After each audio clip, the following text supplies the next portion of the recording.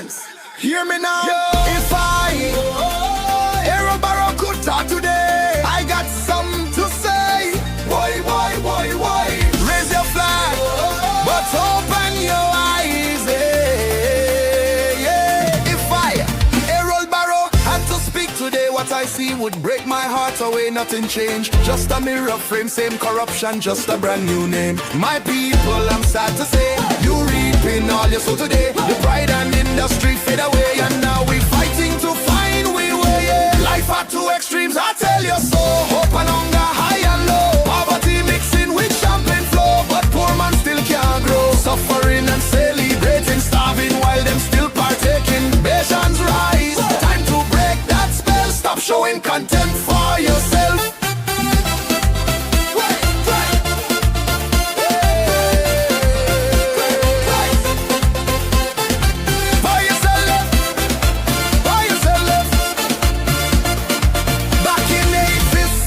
Say you can't change when thieves lead the way. Corruption sweet when give us pay, and government take what poor man lay. Taxation high like mountain peak, while schools and roads still spring a leak. Them flying high, them living sleek, but poor man vice still 2 weeks. So tell me now, who you blaming?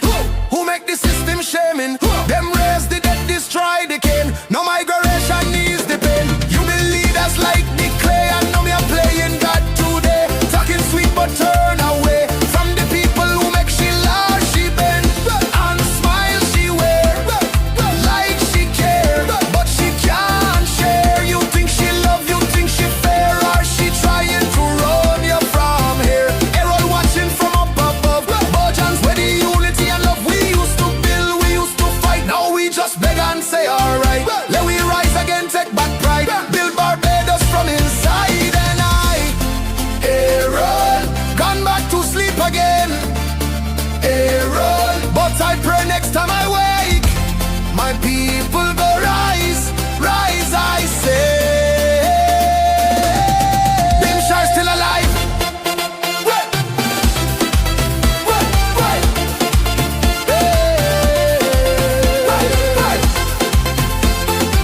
Boy, you sell it. Boy, you sell it. Bimshar still alive. We just need to revive. Bimshar still alive. We just need to revive. What time is this bus supposed to come? I don't know, man. It's always late.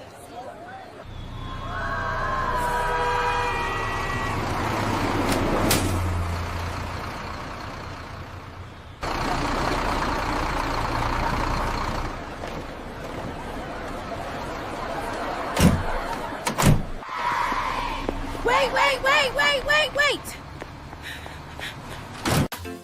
Seats are moving. Seats are moving. One DLP. Seats are moving.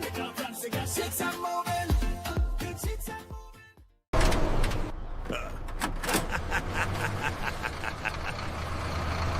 With the code, determination in mode.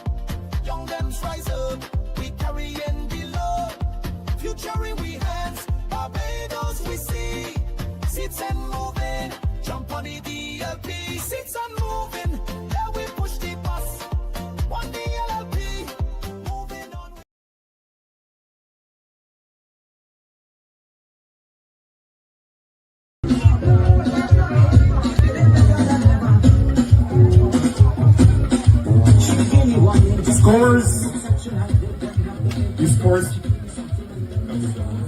The scores table move. The scores table is not the domino table. This is village cricket time team runner is nice. The scores table is not.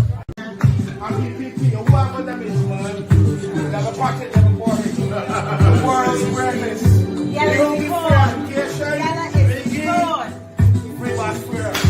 I am a mountain. I am a tall tree. Oh, I am a swift wind, sweeping the country. 40 ini tengah sendiri.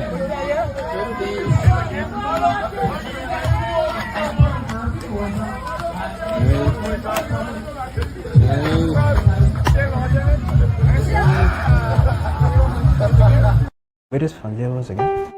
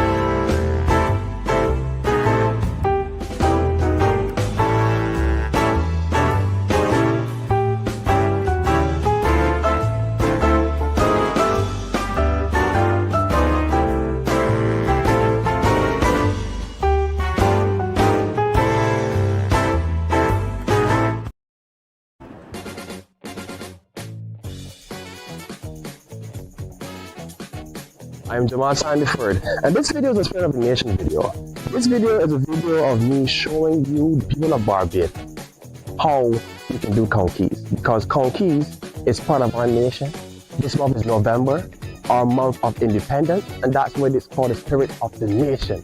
So today I'm going to be showing you how I know first learn how to make Count Keys the way Grand talk.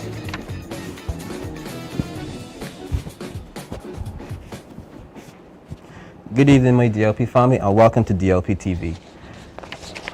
It is so good to be amongst you again. You would have seen several videos from the activities that we would have had during the course of the week. We would have visited Edgecliff yesterday in St. John, and we would have had a wonderful time.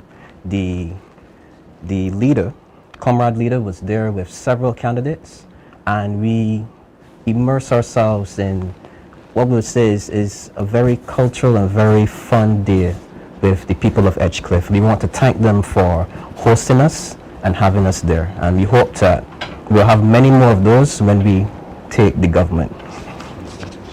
Today we want to speak about the youth. Our topic is the youth are talking, are we listening?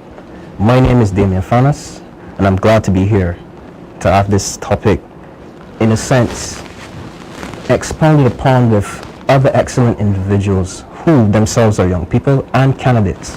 What I will ask them today, though, is that they take off their political hats and more speak from a youthful perspective, as they themselves would have been young people first before they became candidates. So tonight, to my right, Mr. St. Andrew, Ramon Goodman, candidate for St. Andrew. Good night to all the DLP people, DLP family. It's a pleasure, as usual, to be here. I actually saw some nice videos there just now. Unfortunately, I wasn't able to be at the event. You will find out why very, very shortly. But I want to say a special good night to the people of the St. Andrew constituency as well. Good night to you. All right, and to his right, Mr. Bridgetown himself, Dale Rowe, candidate for the city of Bridgetown. Welcome, Dale. Good evening, Fanus. Good evening, everyone.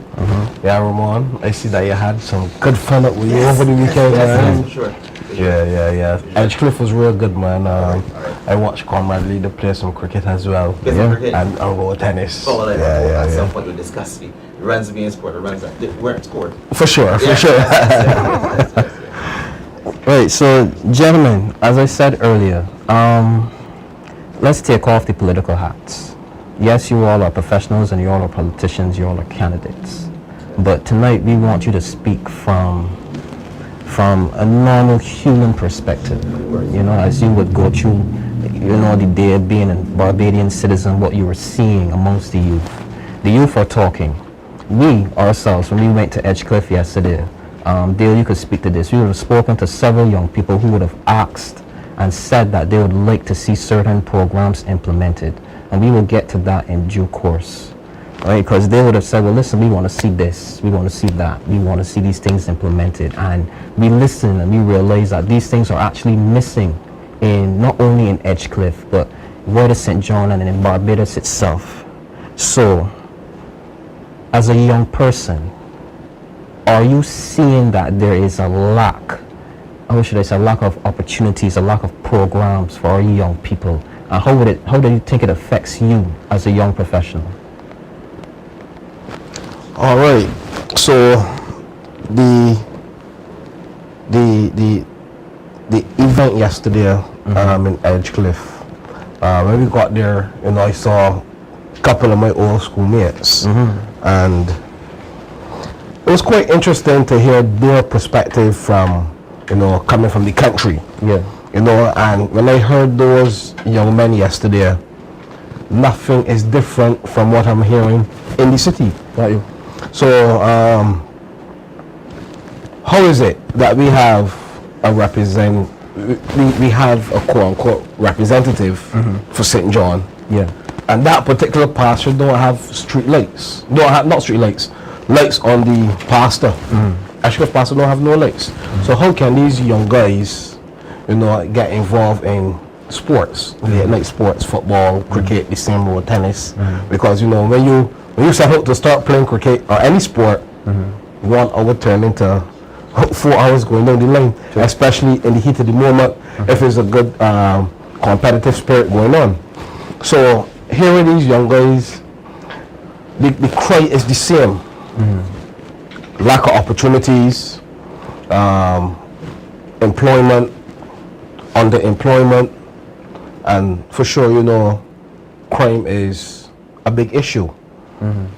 We have young men, I met young men every day. I meet people every single day, and when you take some time to actually engage those persons on what they're going through, and you really take that time to listen, so many of our young people employed, but their side hustle is selling drugs.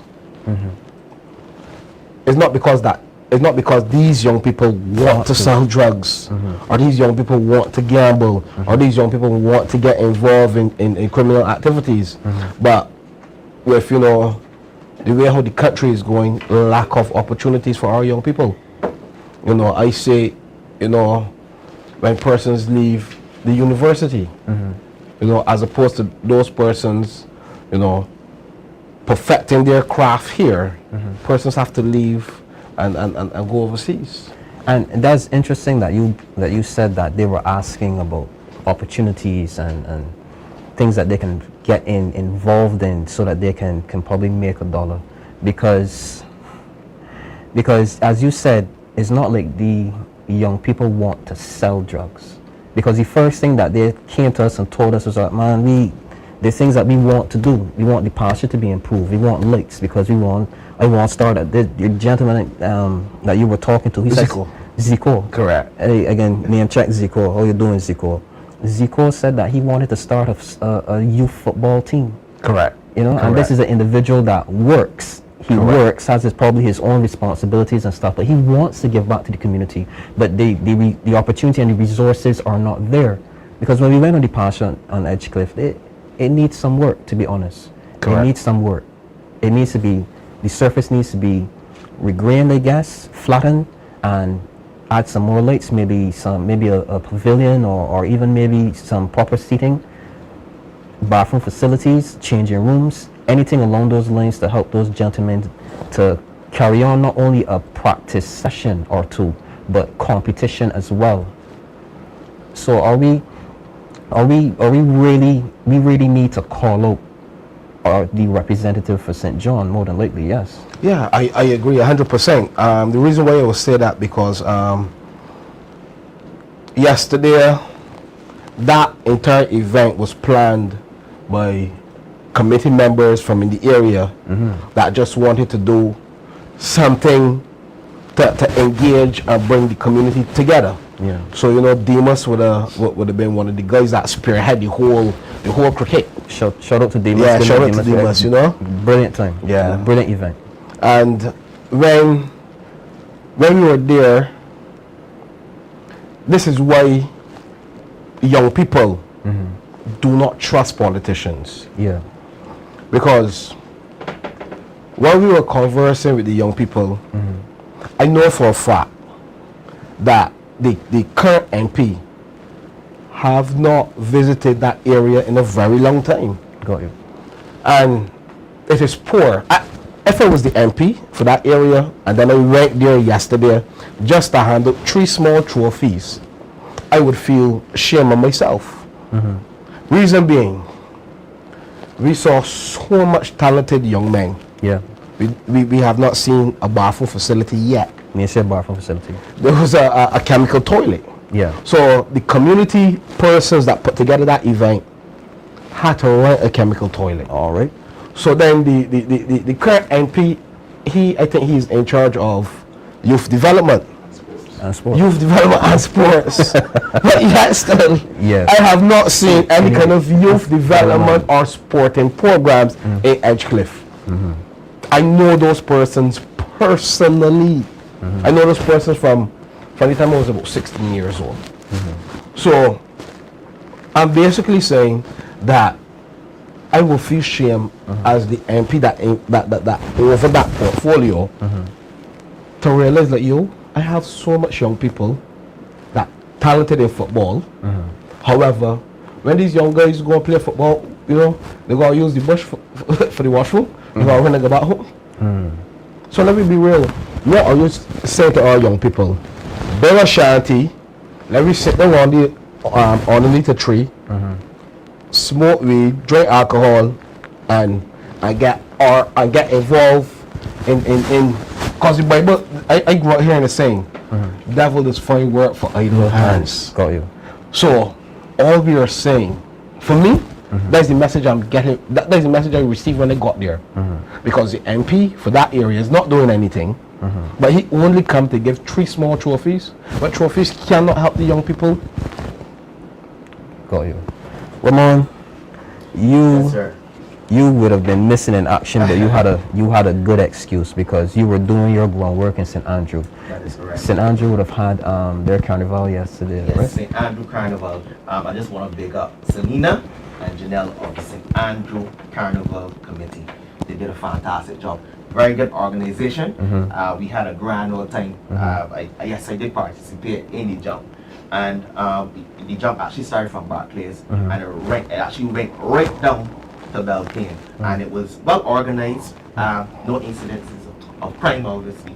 And I think that everyone had a really, really good time at the carnival. I must say though, there were many moments where I was just pulled one side and people, they talked about the challenges that the St. Andrew constituency faced. You know, the constant talk and communication where the roads are concerned. Yeah. You know the roads and so forth. Those things are considered bread and butter issues, but they are so horrible now. Yeah. They have become lobster and caviar issues.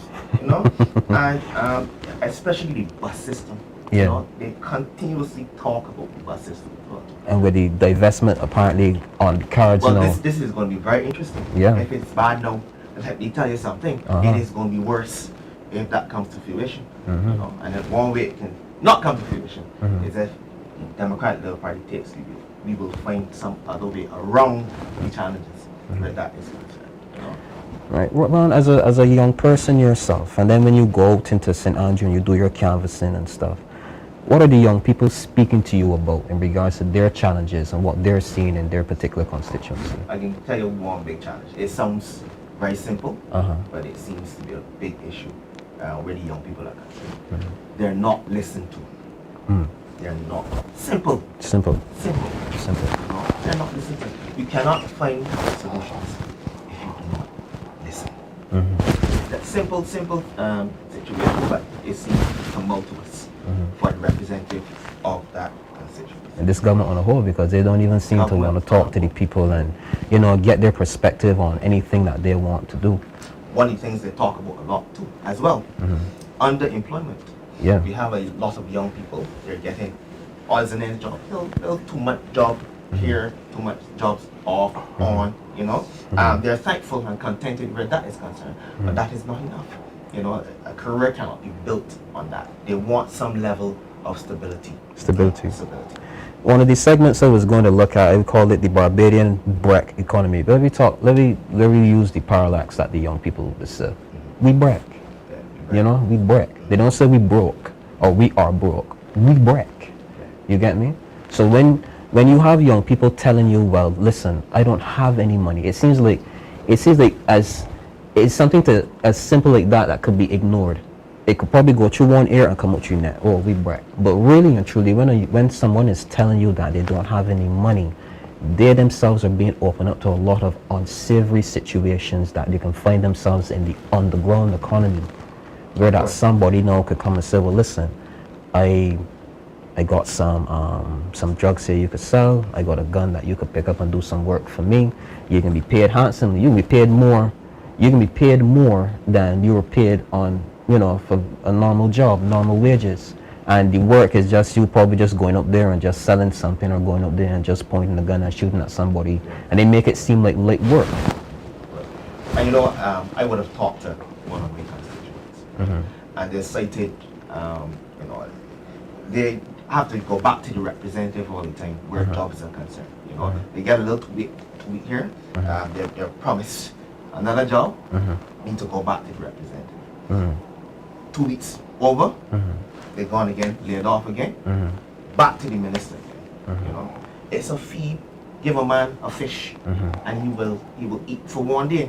That type of government, you know, it has to stop. You know, it has to stop. It's not good enough. You would think the young people, they're not seeing a future going. And I'm telling you something. You see, when a young person, when they're not seeing the light, at the end, no excuse for crime and violence. I want to put out that disclaimer there right now, right?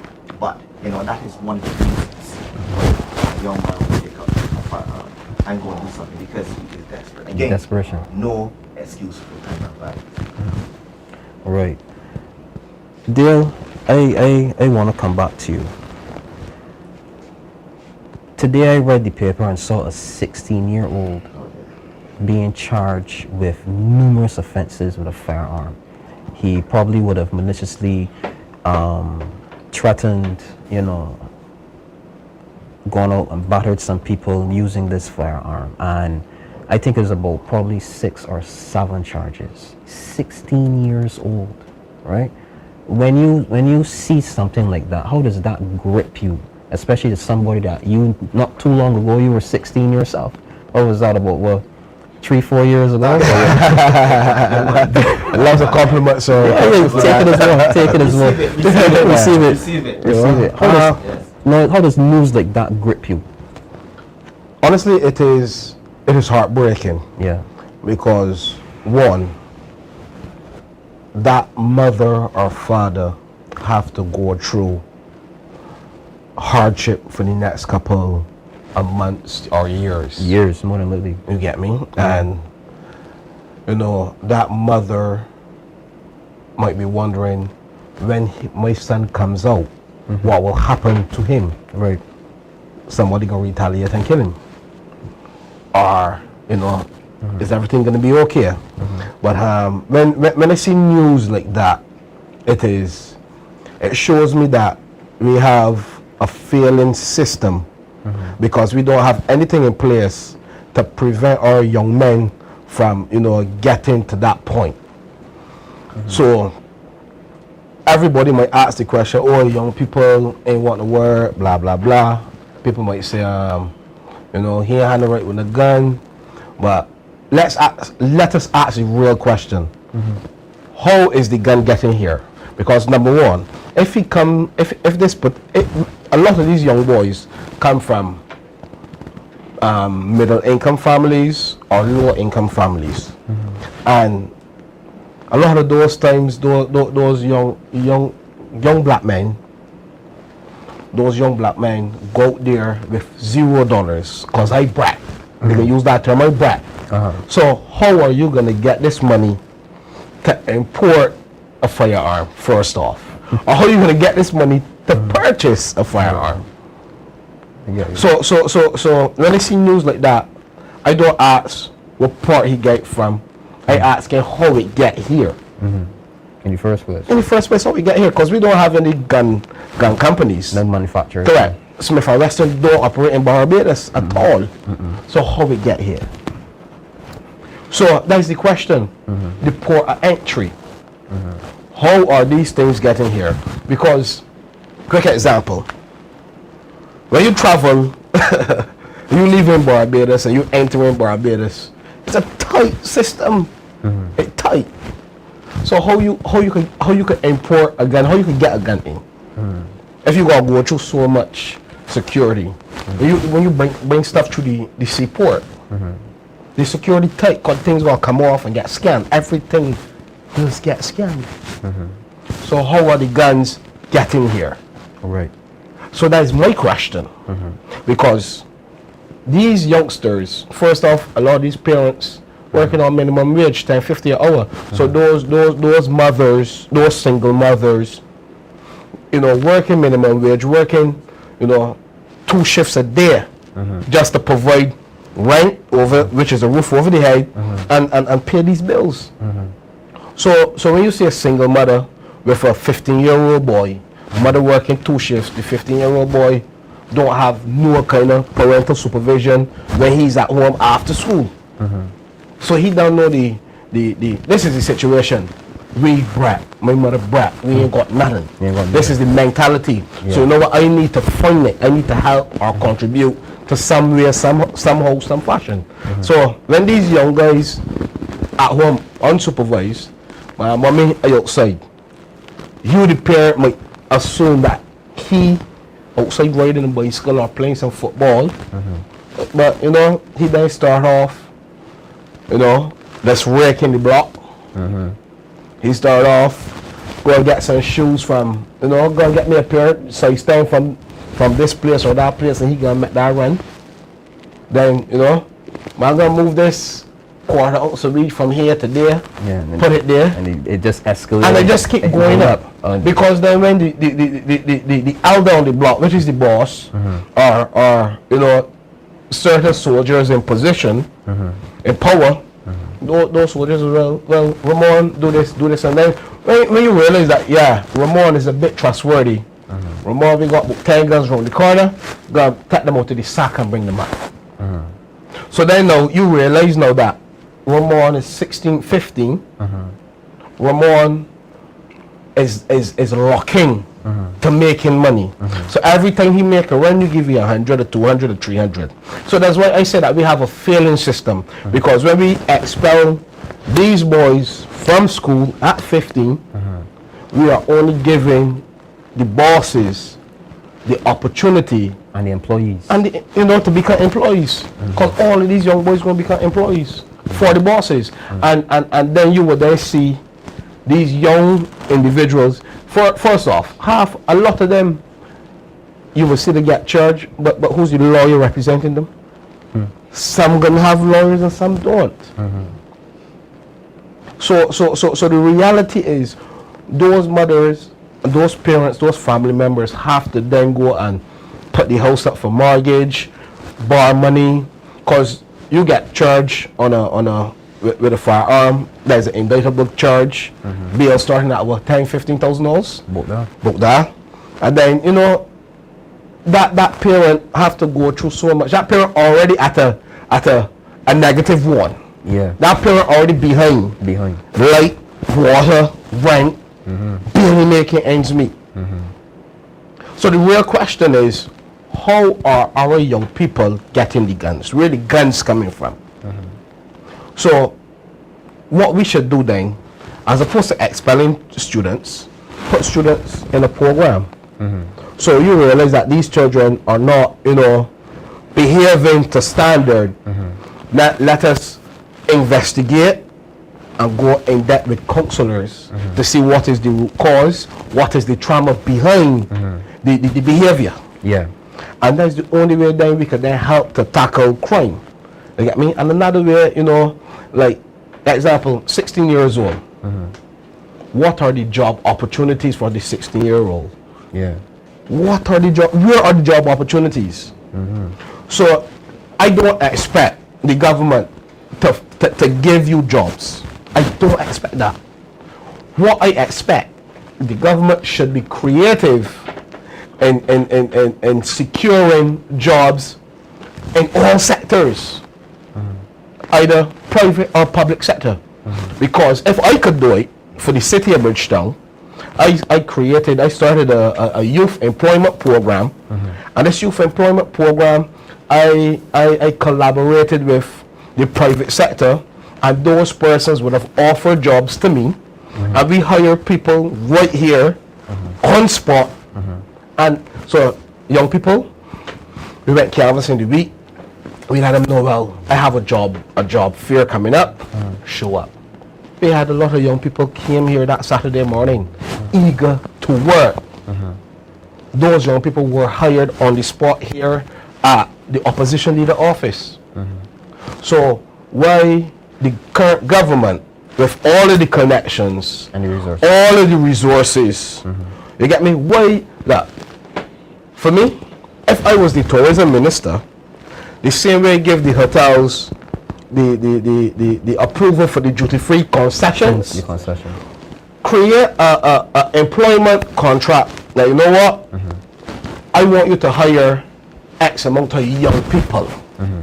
You get me? I know that your focus as a business is to hire the most experienced or the better people for the job. But what I realize in managing, when you take these individuals into the restaurant, into the hotel sector, these individuals come in with an eager mind to learn, and you could train these young people to become anything. All the young people really need is someone to hear and understand, and also provide solutions. Not solutions to benefit you, the government, but solutions to benefit every young people, every young person. I just want to cut in here, right? I just want to let you guys know. Let me tell you something, right? The young people are watching, they're watching, and they're seeing what the Barbados, the party-led government, what they're doing. Now, I'll give you guys a quick story, right? Yeah. I went to a constituent, in the St. Andrew constituency, obviously, and the young man came out, and the young man, he started to talk, and so I said, good evening, you know, I introduced myself, and I asked him if there's actually an adult in the house. But I stopped myself in the track. I said, well, let me ask him how old he is. 20 years old. Okay. You know? He didn't look as though he ever saw a star pitch. I saw the mother features. Of course. And the young man, we started to engage in conversation. And the young man started to talk about, you know, the biscuit and corned beef politics. You know, I told myself, how does he know about the biscuit and corned beef politics? Biscuit and corned beef politics. He knows that the politicians, they come around and they would, you know, around the election time, and they would, you know, hand out these things for a vote, you know, and he's actually talking about, you know, where are they before? That's the question he's asking, you know, and he's also citing as well the amount of money the Barbados, the party-led government, is borrowing, and what is happening with the money. Where is the money going? Because he's not seeing any program in the future. He's actually looking to go overseas. And there's something called the brain drain, and all we can get to when we have a lot of young talent leaving Barbados. You know, so I'm telling you, the young people are ambitious. They're talking. They're talking about how the politicians will come around, and they will only come around when the bell is rung. And they are looking and watching and waiting. I want to speak specifically to the young people tonight. Look at this face. It might be handsome to some, it might be ugly to few, right? But this is a face that I've seen many mornings and many nights where I myself did not know what I was going to do with myself the next day. I came out of school with absolutely nothing. Same thing I came in with my birth certificate, I walked out with that, as if it was my scroll. And I want to say to the young people of Barbados that you have a choice. It's not an easy choice, but really and truly you must make it an easy choice. And I want to tell you that once you put your mind to anything that you want to do, you will succeed. And in some cases, you might not even succeed in the thing that you want to do. But in the course of trying to succeed in that particular avenue, another avenue might open up and take you down a path that you yourself might not have even dreamed of. And in most cases, I wasn't the brightest person in the room. I remember when I was doing my psychology degree, it was an education course. It was media and technology in education. And our lecturer, Fankong Mangal, right? She was signaling out certain individuals in her class that she felt were doing very well. And she would have went to this person and she would have probably said, Ramon is very intelligent. Ramon comes and he puts in his work, and he very good essays and very good projects. Well, thank you. Yeah, appreciate it. She would have said, Dale also is very, very, very intelligent, and you know, he can see that he has a very deep mind, and he thinks about the materials, and he expounds on them. And then she called my name. She was like, Damien. And I was like, wow, I get called intelligent tonight. And she was like, Damien, very hard worker. Full stop. Very hard worker, full stop. But I took that very hard worker, that compliment, because I want you to understand something. It is, in most cases, it is very, very hard work. You have to make up in your mind that you have to put in the work to get where you are. And you know what that hard work did for me? That hard work did for me, it got me a first class honors degree in psychology. Hard work. Not necessarily being the brightest person in the room. Hard work. And once you put in hard work, you will be rewarded. And you can do it once you put your mind to it. And I want you all to remember this face. Handsome to most, maybe not as handsome to few, but remember this face and remember that this is a face that he would have failed early, and that he would have put his mind to something that he wanted to do, and he would have achieved. It took me a long time, but I achieved. So that's the message I want to give to you tonight. You have a choice. It's not always an easy choice. And if you want to not find yourself in situations where you have a record on your name for the rest of your life, you have to work at what it is that you want, whether it be at a sport, whether it be in creative arts, whether it be in music, whether it be in DJing, whether it be in working with your hands, whatever. You have a choice. It is the easiest choice to me. It might not be so easy to others, but to me it is better than walking around with a record in your hand and being incarcerated, locked up away from your family, and putting a burden of debt on your family to go and find lawyers to adjudicate your matter. So that is my message to you. Yeah. I want to rubbish the notion that the young people of this country, they don't want to work. That's rubbish in my opinion. Yes. I have been extremely fortunate to meet many young people in the constituency, in the St. Andrew constituency, who are actively looking for work in a serious way. I want to rubbish that notion. Yeah. You know, and again, as I spoke about before, they are getting, you know, little jobs here and little jobs there. They're contented, yes, but they need proper work, good work for a lengthy period of time. Obviously, permanent work. Yeah. Not just 2 months on. This whole thing, I want people to really, I think, underscore what you just said and really highlight it. This government has moved away from appointments and giving people long-term contracts to know these short-term 3-month contracts, which now basically exploded the rate of underemployment.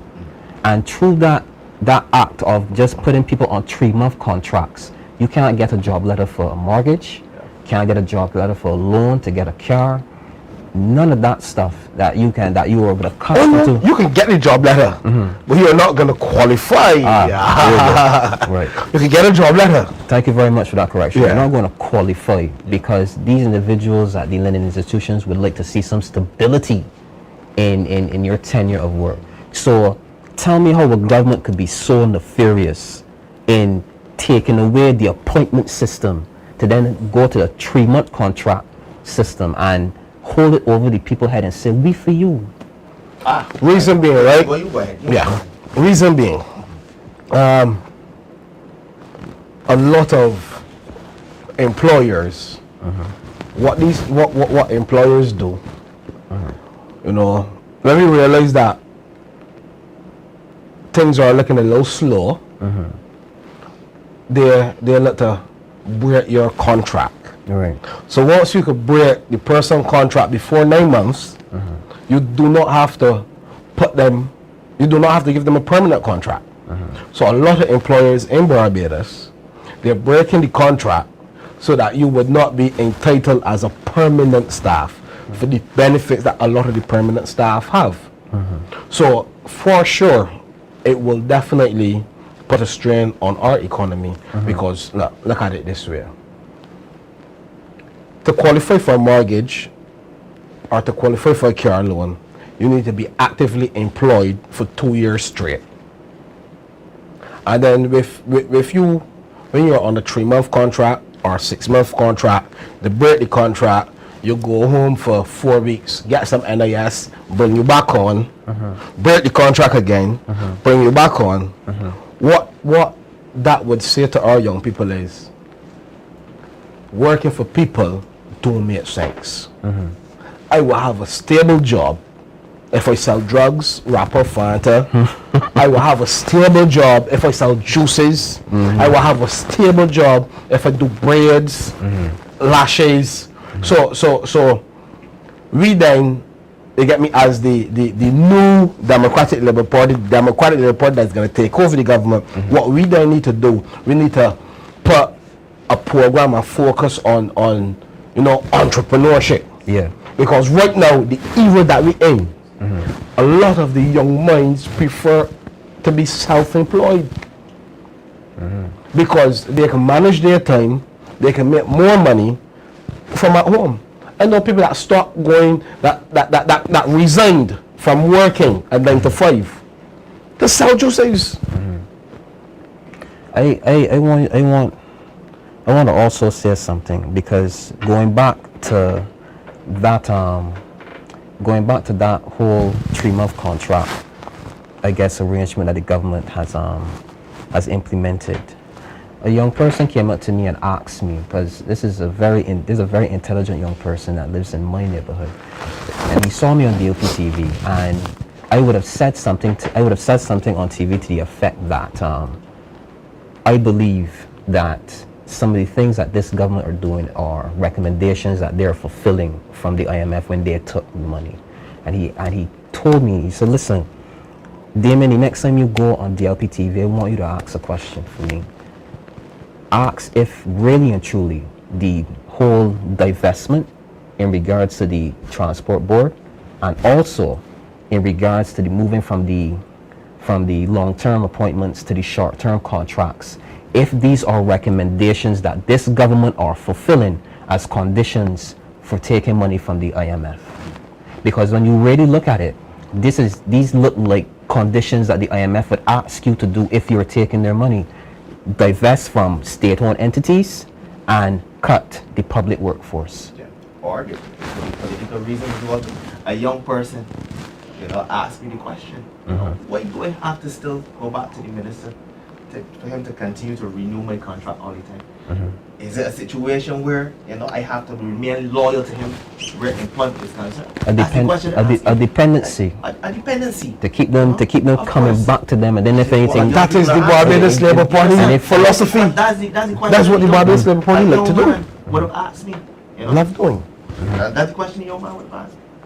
Why do I have to keep going back to the minister where work is concerned? And clearly, there's a job opening. Clearly, because I've been working 2 months on, 2 months off, 2 months on for a long period of time. So clearly there is a job opening. So why do I keep having to go back to the minister? So that's the question. So the minister seems to want to hold him tight. So then when you look at it, then if you take it from the perspective from a private sector job, there's an opening, right? There's an opening. Of course. You go and you interview, right? You get the job. And then 3 months later tell you, oh, come and interview for this job again. That is correct. You understand? But then 3 months later come and say, oh, come and interview for this job again. Yeah. That is ridiculous. Of course. And this government. Not only come and interview, come back to me. Oh, come back. Come back to me. Come back to me. Come back to me. Come back to me. Send back in you CV, your letter of interest, and we go through the whole process again. That is madness. There's content, because there's some level of income, but it is definitely not good enough. The young people, they need to see a light at any time. And then the young man told me so straight. That's what he's saying. I'm not seeing any light at the end of this tunnel here at all. So question. So our young people know that you're saying that they have to go to the minister. So what happened to the Public Service Commission? That's a very good question. So does that still operate? Is that defunct? That is a very good question. That's a question that you must ask. It seems that they're null and void. It seems that if the minister now would have he supersedes that entity if it's still an entity. If it's still an entity, and that is not good enough. Again, loyalty. Come back to me. So you're thinking, obviously, what? You have to be loyal to me so you can eat the food, and that's what it's got to eating the food. So let me just highlight again what the young people are saying from their perspective, Ramon. Of course. They're asking, why do I always have to go back to the minister to ask? Also, why am I constantly on contracts for a very long period of time? Why? That's the question they're asking. Dale, let me go back to what you said earlier. You said that you would have put on a job fair here at the opposition leader's office, and you would have had great engagement from the young people coming, and not only the engagement, they would have found employment. Are the young people saying it's difficult to find jobs here in Barbados? Point blank period. it is difficult for a lot of the young people to get jobs, especially people from the city. Yeah. I met young people this year that would apply for jobs that, you know, live in the city and could not obtain, you know, employment because of the current address. So that address thing is still a big issue in Barbados. So the young gentleman then had to change his address using a family member address, and then he resubmitted months later, and he was successful in driving forklift. He had forklift license. He had CXCs. So he applied to drive forklift. He's educated. He's educated and Correct. skilled. Right. Educated and skilled. And because his address was city, you know, people don't want him. And that is a stigma that is still going on in Barbados. Are we still looking at individuals? Are we still really screening individuals for jobs from the place that they may have they've been born and raised? Well, we have still happening? some instances of that. But what I'm getting from the young people, what they're saying, is that there's a lot of nepotism involved. Friends and family being heard. You know, friends and family being heard in a serious way. There's lots of it, and I'm telling you now, underemployment in Barbados is at an all-time high where young people are concerned. They talk about unemployment being low and so forth. Underemployment where the young people are concerned is at an all-time high. That is why they are migrating. That is why we have a serious brain drain. Whilst Guyana, they have a brain gain. You know, people, young talent are going back to actually going back to the nation. You know, where we have an issue where young talent is going over. They're going overseas to play their trade. So I want to expound on the brain drain, but I want to read some of the comments that we have here tonight. Let me see. This is Jacqueline Rowe. You are correct, Dale, but the school curriculum has to be revised to enable such. I realized this at school. The system is catered for the students to be employees and not employers. So we, as you said, expanding on what you were saying about making more entrepreneurs of our young people, and that is true. Let me see if I can read another one here.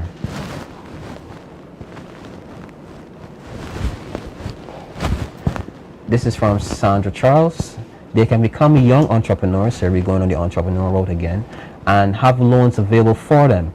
The money will be coming from the government. And I believe that. I mean, I think we need to really expand our grants and loan systems, easily to access loans with low interest rates, or better yet, maybe even no interest rates. Correct. Because look, to get a loan to start a small business, a lot of the people giving is $5,000. $5,000 is nothing to start a small business. We have so many entrepreneurs. Because if the government could create a $20,000 grant, where the young individuals could then propose their business plan, their projection, of a 2-year projection, a 5-year projection, and then the government then could create a payment system that, you know, this money can be retrieved, no interest. You get me? We could provide a no interest grant up to 20,000. Reason why I say this, what you think will happen to the money?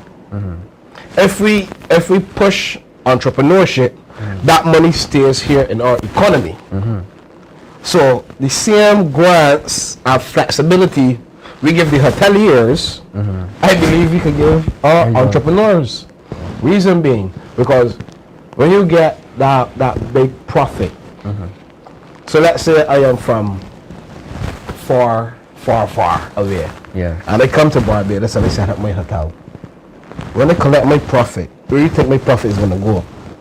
Back in my pocket, or back in your pocket, basically. My profit is going to leave here. So if my profit is 10 million for that calendar year, 30 million for that calendar year, my profit, after I pay overheads, taxes, everything, I collected a little 10 million for myself. Where you think I'm going to send my money? I'm going to ship my money to where I live. To where you live. You get me?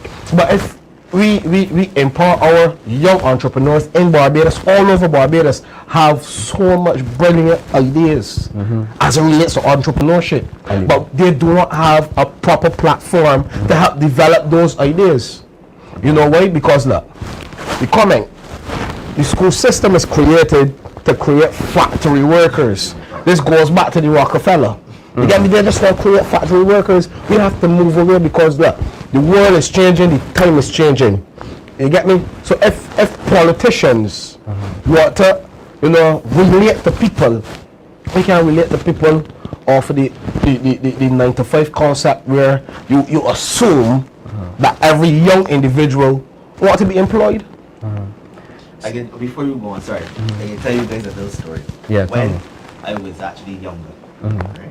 Only about five years ago. But when I was younger, I was at school, and this was my thought process based on how I was educated and so forth. You go to school, you come out, obviously, you get some work, and you go and work for someone. That is what I thought a future was. That's right? Actually been ingrained in us. That is what I thought a future was. Just that.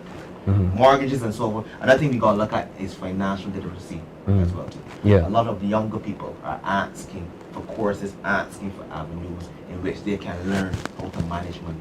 That is very important. Yeah. A lot of them are asking, you know what, I want to know how to invest. I want to know where to invest and how to invest. Right? How to invest. Now, we give the hotels, the big hotels and so forth, concessions. Right? Thinking that trickle down economics work. No. It does not work. No. They're thinking the big hotels, not knocking the big hotels, but not knocking them at all, but they're expecting that, you know what, you're going to employ, you're going to have some employees and so forth, and you'll be able to pay them, and then they'll be able to pay their bills. That is not working. Clearly, it's not working. A lot of the money, as Dale mentioned, going back to wherever the hotel, wherever the parent company. Correct. If I come from Japan, my money going back to Japan. Right? So why not give concessions for the small businesses? The young people are asking the question, why not give concessions for the small businesses in this country? And not $5,000, upwards of 20,000. You get me? And then you just don't give them the money.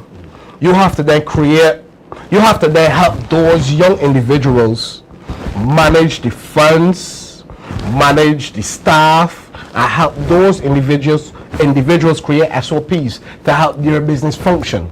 Because why is it that we have so many talented young people that can make juices, wines, all kinds of things from fruit, and we don't have a vineyard set up? We can make soursop wines, all different kinds of wines. Rum punch is such a big thing for the tourism sector. There are so many young individuals that can make rum punch and different things. How can we help empower these people? I want to go back to Lemuel Tell's comment. Lemuel Tell, a friend of the show. The answer is yes, Damien. All of these so-called cost-cutting measures are prescribed by the IMF. Divestment trimming and public service work. And I want people to understand something too. When it's not as simple as just saying divest from state-owned entities and cutting the public service, because when you engage in that overall, that is a government divesting itself from the people. They would have taken their investment out of the people. And I hear this foolishness all the time on the internet where they say that the transport board is not making a profit, so it's obvious defending that it should be divested from, but a public service is not supposed to be profitable. I got a question to ask. The question I want to ask, can you remember, or anyone, can anyone remember when this current administration imported those 121 buses? Yes. When? In the first term or the second? I think it was in the beginning of the second term. So the reason why I asked this question, it's not corrected, but maybe somebody in the audience knows. When was the first shipment of those buses? Correct. The reason why I asked that question, because I spoke to constituents, persons that drive the trucks, Yeah. person that drives bus, and this is for government, sanitation, and also transport board. When the government made the purchase for these electric buses, they knew within years to come, Yeah. it's gonna fail. Yeah. Because transportation is not that is not a business that will fail. Because when you look at the PSV, those guys are not failing. Those guys start with one ZR or one yellow bus, and then move from 1 to 2 to 4 to 6 to 8. Then those guys go into taxis and the whole transportation sector. So I know for a fact that was in the pipeline from jump to import the wrong buses. Then when things hit the fan, I can say, well, oh, it's not making a profit, so you know what, we have to privatize it. But that was always in the pipeline. Because you know why? Well, you carry specialists, persons that drive the buses every day to tell you, well, this does not make economical sense to gain profit. Right. They don't manage this Barbados party-led government. They do not manage risks properly. They do not. Things are thought out. And this shows a level of mismanagement in every level of management. Time, human resources, Finances. financial management. You know, they are extremely poor at risk management. I Diesel lasts longer. Diesel lasts longer than regular gas. I drove gas vehicle and I drove diesel vehicle. Diesel lasts longer to me. And I spoke to other diesel drivers and they said diesel lasts longer. So how can you have an operation that needs constant, you know, up, down, and then you would then think that bringing electric bus or buses, what is the charging time? So they had all of this information up front. They know that, you know what, when we bring these buses gonna get pulled over, charge up for 5 hours. So we think that happened to our operation where you gonna pay cleaners, mechanics, drivers, admin staff, people to answer the phones. Transport board got tons of staff, a lot of staff. So how can you bring electric vehicles to an operation like the transport board? It showed me, for me, I personally believe that this was a plan from the beginning. So you know what? When we crumble this sector, we could easily put it in the public domain and make the public believe, oh loss, we are not making a profit. When really and truly that much was in the pipeline long time. Poor management. So and I just want to knock you out, right? The young people asking the question, Uber is not doing well. Yeah. It's so coincidental that you're hearing about the privatization of transport, where they know it was the pipeline for the world. But you have no Uber coming into play. Is it a coincidence? I think not. I think that Uber was there obviously to catch the deficiencies of the transport board in which they're looking to privatize anymore.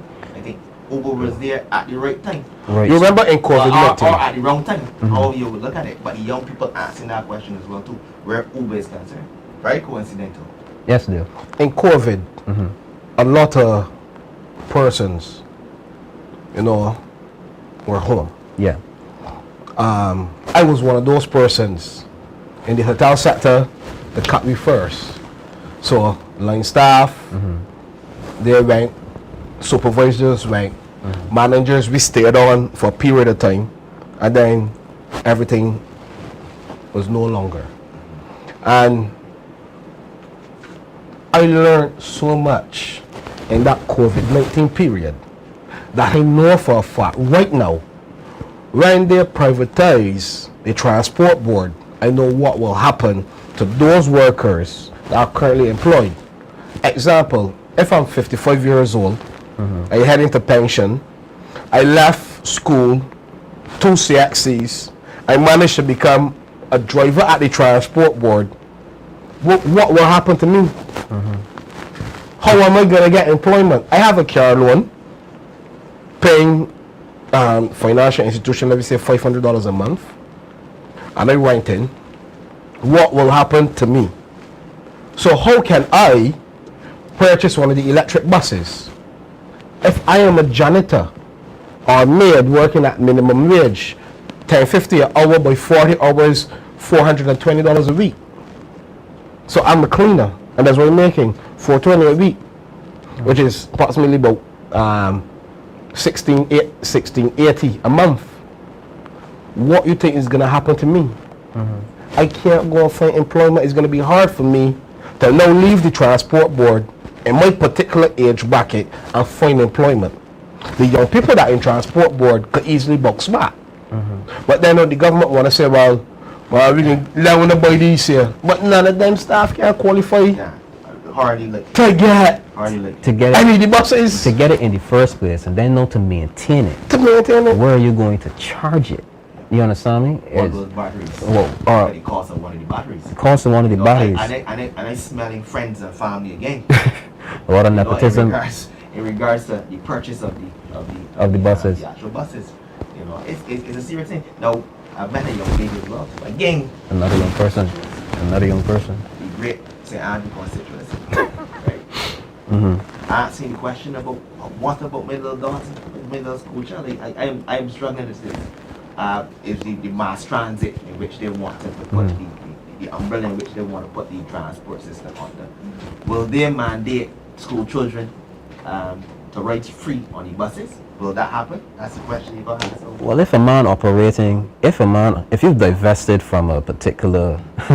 Let me make it make sense. Let's make it make sense. Plain terms. No, you can't tell them. No, because you know what? Look at the taxi. The taxi operation. When you go and get a loan to purchase a vehicle, to put Z on it, you think that the government could tell me to put a school child in it for free? Let me be real.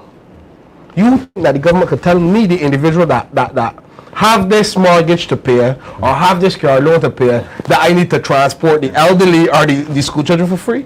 No.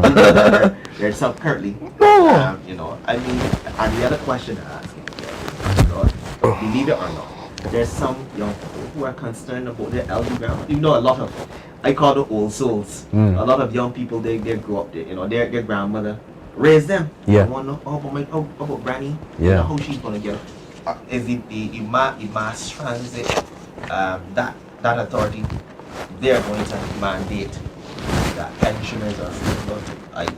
It's going to be highly unlikely. Well, if you want to make a profit, nobody ain't going to ride on the bus for free, that's for sure. Listen to me. There's no way the government, the Barbados Labour Party, could make me believe that the transport board is failing.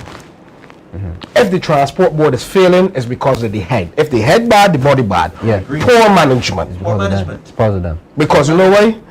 They did not put the correct SOPs in place from jump. Number one, I'm not going to buy electric buses without consulting specialists, persons that have to drive these buses every single day. Could tell you know what, sir, this don't make sense. When you want to buy a car, you don't carry a reliable mechanic to tell you, this chassis here down pull out, you know, don't make this boy. For those who don't know what are SOPs, you know, just standard operation procedures. You got actually the Barbados but they know what SOPs. Yeah. They know. The reason why I say that they know because they are smart enough to know years ahead. You know, but what I'm saying though, like, as it relates to entrepreneurship. If you really want to tackle crime in Barbados, we have to strengthen entrepreneurship. Because a lot of our young people, if they could get a solid backing from a government, you get me? They then would not be focused in, look, what do you think a lot of young guys is going to sell drugs? Let me be real. Because working at 9 to 5 for $420 a week, and they have to pay rent at $350. What people renting rooms right now, a minimum of $200 a week. Our persons are making $300. So how is it economical sense for me to work for $300 a week? My rent is $250, and then bus fare will come out of that. So what you think that happened? I got to sell drugs. So then if we could then start the entrepreneurship program at $20,000, we then put specialists to work along with the young people, what do you think that happened? I could go and get 20 grand, boy. Because you know what? Every single human being on this earth, every young person have a dream, have a goal, and you know what has happened? You see that word? Impossible? You come from a particular area, the first thing is always say, man, that impossible. I never hear anybody that went to school here become a lawyer, a doctor, or a politician, or a chef, or this, or that. That impossible. Nobody from any family, man, you're just like your father, or you're just like your mother. That impossible. So young black men and black women are custom hearing impossible. But you know, for me, I heard that so much. But then what I did, I broke that word down into two. I put I am, space it, and then possible. I'm possible. Possible. I'm possible. I got you. And everything that I put my mind to as a young individual, I have accomplished. So I'm saying to the young people, do not let anybody tell you that impossible. If the government said that impossible because the government choose not to do it, I guarantee you, when the Democratic Labour Party regain this government, we're going to focus heavily on our young people, because at the end of the day, we love to talk rhetoric, bare rhetoric. The young people is the future. But every morning, the future head into Dodds. That don't add up. Yeah. I mean, all we could do will be gathering, and our focus is, the headline is, fetting and food. What are we telling our young people? So you know what's going to happen? If I'm working on minimum wage, $300 a week, my rent is $250, and I want to go party, I want to go fat, you know what you got to do? I got to do things that are not, you know, ethical, brother, or moral standards. We gonna stray away from that. So you know what your people gonna do? People gonna thief, people gonna sell drugs, people gonna get involved in all kinds of activities to gain money to go to these flats that the Barbados Labour Party pulling off every minute. That is not governance, and that is not creating a future for our young people. What do you think that the crime rate so high? The crime rate high because the young people hands are idle. Young people want something to do. Young people have so much creative talent. We have to expand the educational system. The educational system worked for, and it did well. However, times are changing. If we could change with the times for social media, why we can't change the system, the educational system, to help empower young people? Yeah. Entrepreneurship is where it's at, you know. Right. So we are now being joined by Comrade Jamal Sandiford, candidate for St. Michael Northeast. Sir, it's nice to see you, sir. Better late than never. Yes, better late than never. Better late than here. I wanna set you up. I wanna set you up for something in particular, but I wanna say something first. I wanna say something first because we see now that this government is pulling away from the public service and they're divesting state-owned entities, right? Especially now with the transport board. We know that we have a lot of single household, female-led single household, and I want to speak specifically to those female-led single households. We already live in an economy that it already prices you out most of the basic things, especially when it comes to food. Our cost of living is out of control. And I want to speak specifically to other people as well, the men who may be there in the household or may not. But to all of you, study it. You might not want to vote your conscience because there's some people who will support a party regardless. Regardless of what this party does, they're going to support it. But if you're not going to vote your conscience, vote with your wallet. Because this is what I can tell you. You see, if the divestment goes through for that transport board, you got to find a couple $100 every month to send your school children. Consider that at least if you have maybe two children the most, find $300 to $400 probably extra especially if bus fares go up. On top of what you have to pay in bills, in food, and fuel or whatever it is, that's $300 or $400 on top of that. So I want to ask my Barbadian brothers or sisters, what are you going to do?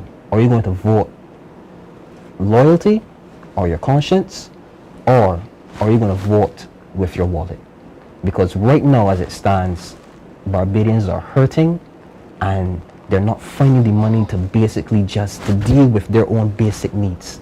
So what is going to happen when these things really come to fruition and this government has its way and they're given another term to do what it is that they want to, which is divest from the human resource, which is the Barbadian people? Jamal, I'm coming to you now. What are you hearing in regards to the young people when they see the things that are going on in Barbados? Like, public service has already been cut. Basically, that 3-month contract thing. You cut the public service already. Because if you want to lessen the numbers, all you gotta do is not renew contracts. You get me? Easy so. If you want to say cut about 1,500 people from the public service, just not renew 1,500 3-month contracts. How they gonna work? You said, listen, this is your last month. That is it. We have single parent households now who would have to deal with the transport costs. What are you hearing on the ground when you go in St. Michael Northeast from the young people, the young mothers? Are they fearful of where Barbados is going? To simply start, most times you're going to find if younger people, especially younger mothers, like 20, 23, why not? Let's be real. The transport board is all they know. It is all they know. How else can children get to school? You know, so especially when you've got to deal with a situation where you've got 3 and 4 and 5 children. Yeah. You think it's feasible to take all of them to school and still got to get work yourself? You would never get work early. So I just think that this is a bit of a harsh action to take towards this particular area. The act of privatizing public transport, you have to wonder, does that even make sense? You know what I mean? You call it public transportation. It was designed by the Democratic Labour Party way back then to help the poor people. As Comrade likes to call it, it is the poor man's limousine. So for me, I don't think it's a wise idea or a wise decision. And I think it's going to put a lot of people under more pressure than they already are. So that's the first place I will start with. Secondly, a lot of times, these young people, these young mothers, already under serious financial strain or financial burden. So there's a lot that could be done for them, and I would like to actually touch on some of the things that Dale said already. You know, like, what do you think is going to happen when you are short on money? You know, mention you don't get contract renewed. How about so you can get money legally? You gotta wait for you get another job. But we already know. Everybody already know. There's faster ways to make money. They may not be ethical, they may not be moral, you know, they may not even be justifiable, but at the end of the day, there's other ways to make money. And when you get under that financial stress, rent gotta pay, bills gotta pay, you can't find food to eat, or you got very little, you don't know where the next set coming from. You're gonna find some way to make it. So I think that is something to really consider. Too oppressive, man. You always like taking. I mean, just say they give you the $300. They call it the solidarity payment, and they trying to say like it really with the solidarity because they're claiming that in December you're supposed to get $500 more. I think that's the rumor that's going around. However, we're waiting for it because these people need money, and Prime Minister yourself always saying, "Oh, you want money," but these people need money too. So I think we gotta move past calling it cost of living now and start calling it money crisis, because that's exactly what it is, a money crisis, a shortage of money, you know, by everybody except the government. So that's what it was. So you say you don't want touching on something here? So I want me to do a quick little exercise. Ramon, pull your calculator there for me quick. After. Yeah. You hold on tight. Because Damien, you mentioned about the single mother in Barbados right now. So single mom with 3 children, 2 at nursery, And the nursery fee starts at $90 a week. Right. By two. By four. Then put that that's right now total cost there for me. I gotta pay. You go ahead. Good. Go ahead. DLP TV, where you come to learn. So then now the mom now have to pay $250 a week to rent a room for she and 3 children, So 250. which is $1,000 a month. Yes. Yeah. Correct. Took it away for. Right. This mom is working $300 a week by 4 weeks, which is $1,200. Right. Put on your one side. But I want to say. Correct. But these expenses and this is. Yeah. Oh, and then Yeah. and then we are looking at a bus fare. So the mom then have to the mom have a 14-year-old in secondary school, and for some reason where this particular family live, the transport board, do not get to them. They have to use public transportation. So the child uses, let me say, what children is pay for the bus fare now? $250. She's still 50? Yeah, $250. Yeah, so $250 by 4 buses a day, by 5. And then multiply it by 4 weeks. A month. So give me that cost right there. This is the expenses. Correct. So that's 200, and that's right, child. Right. And then the mother uses the same 4 buses at $350. By 4. By 4. That's 56. Yeah. Good. Calculate the total expenditure, which is the liability column. Cost expenditure, yeah. You got me? That's the liability column. This don't include food. Correct. This is just nursery fees, rent, bus fare.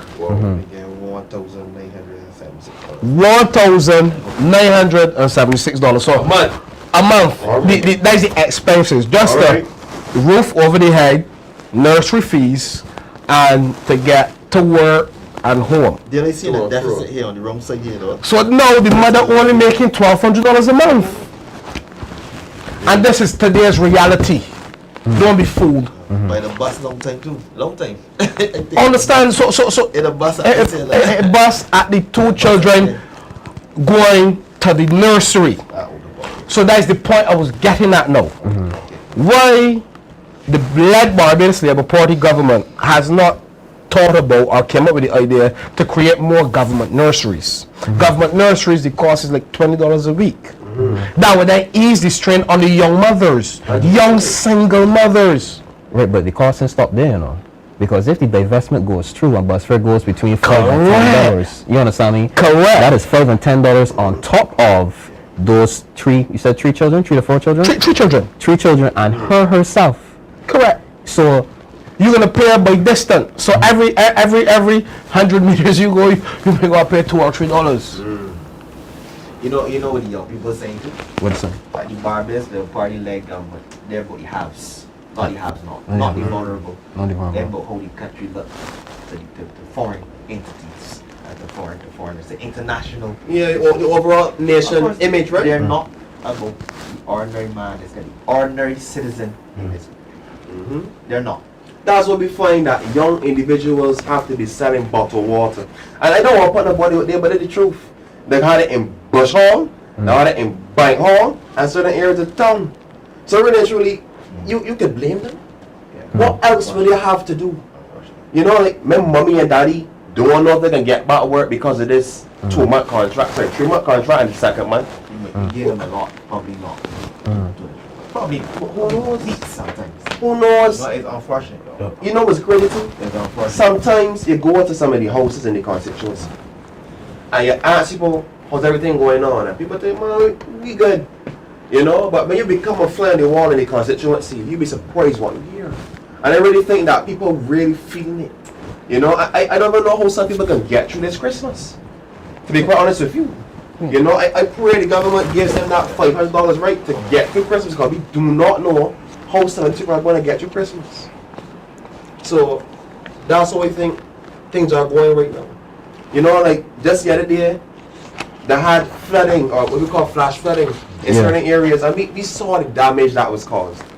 You know? They got certain areas in my constituency where people could not pass. But all the way on a flood watch. Well, yes. Rain is actually falling right Rain now. is falling. And they bet you no drains, no gutters, no wells ain't get clean.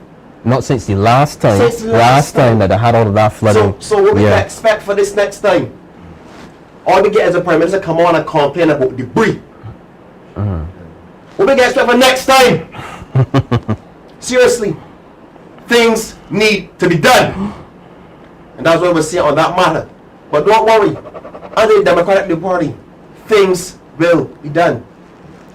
Well, fellas, now, I need the on-cut here, right? Now, I went to a constituent a couple of weeks ago. About around 6 o'clock, 6:30. Obviously, it's dark now around this place, right? And I went by the door, and there was no electricity. You know, and this is an extremely this young man and his girlfriend, and then a little one actually came up, you know, and it was extremely unfortunate. You know, this is what's happening in Barbados in 2020. You know, and the young man expressed the fact that he's constantly looking for work. He showed me even about 100 applications.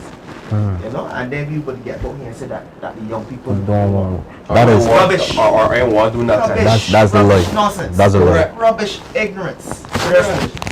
You know, they need the opportunity. Correct, they are deprived You know, of opportunities. Of course they are. And if they get opportunity, you know what? In some cases you talk about the food and the fetting, but you talk now about the friends and family. You know, that is what's happening. You know, and I think that if someone is capable of doing some work, give them the employment. You know, whether friend or family, give them the employment. And the young people are seeing these things and say, you know what, geez, my luck here. You know, I have no luck here. You know, no luck. If not for bad luck, I would have no luck at all. And that is what the young people are saying in this country. Correct. I know two individuals that recently started living together, and if it wasn't for the grace of God and their extended family, they'd be in dire straits. Because both of them on the hunt, they're a young couple, and both of them on the hunt for work, you know. Both of them, and the crazy part what it did, sometimes the lady get work first. This is a good thing, but she don't get work long. Same thing again. Work for a couple of months, out to sea, back to hunting again. I know the gentleman walked the whole, of the West Coast, handing ACVs. You understand? So what they say to me? I mean, he might get lucky considering Christmas coming up, because we know that's when they must exploit the younger people that want to come and work, right? But I mean, what's going to happen in the year swing? What's going to happen when things go, as we call it, quote unquote, out of season? So these are things that we really need to consider. And I'm very sorry that you mentioned the people that are unfortunate, but you need to find some solutions for those as well. Of course. No. I just want to make it very clear to the viewers on here watching DLP TV. We're not here just to criticize the government. We're here to bring the their transgressions that they actually have in the dark. We're here to bring them to light. I just want to make that extremely clear where the viewers are concerned. Don't misconstrue our communication as us just, you know, criticizing the government, but that's not the case. We bring the transgressions of the Barbados-led government into the light. That's all. That is all.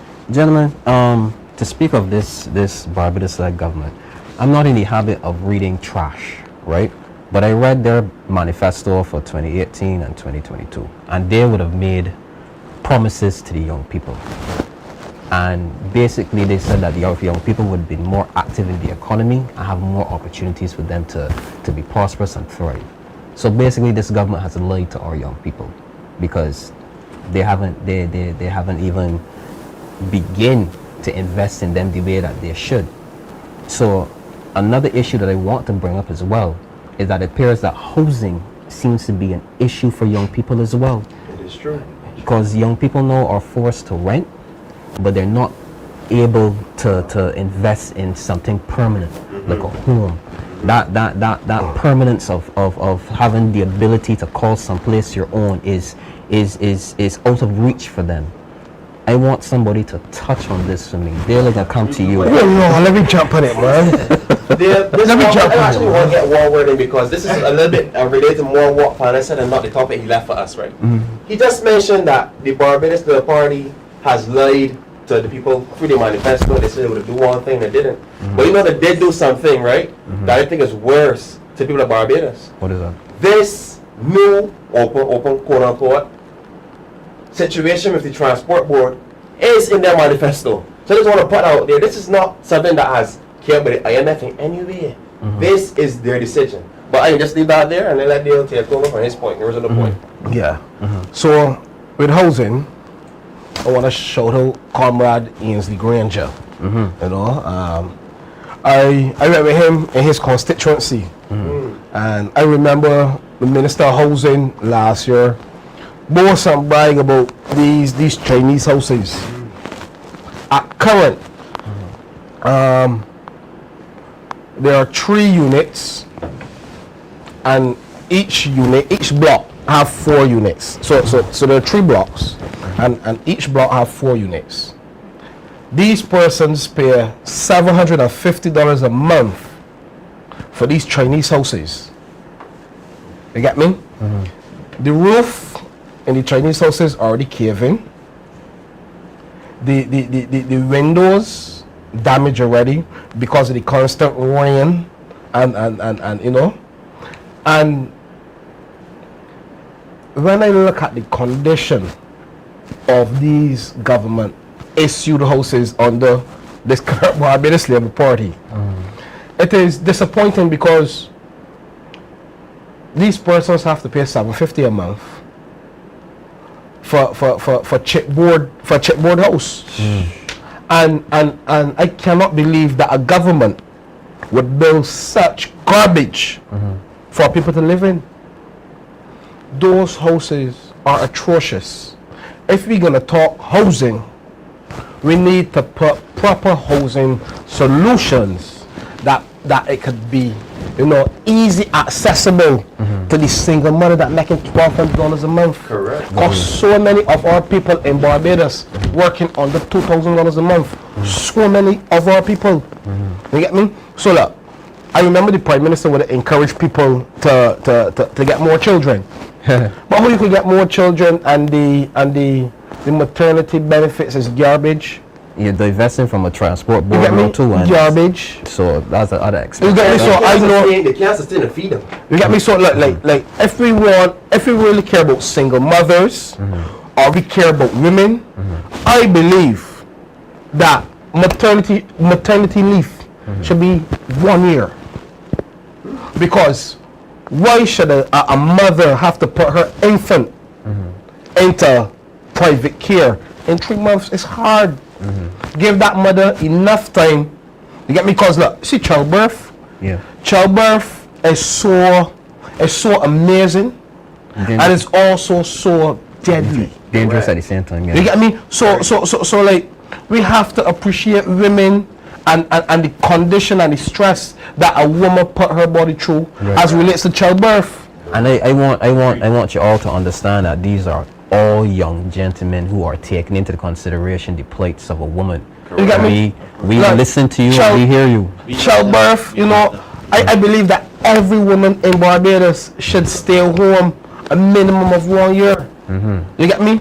So I know for a fact under the Democratic Labour Party government we're gonna implement that. And that then would also help our people.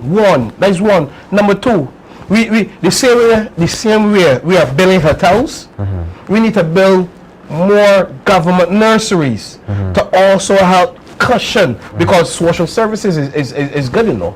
It's real good. And they can also help our people, because look, when we could put our children in the government nursery, cut back on that cost, those single mothers then could be able then to develop themselves, because we got young mothers, 17-year-old, 18-year-old mothers, 19-year-old mothers.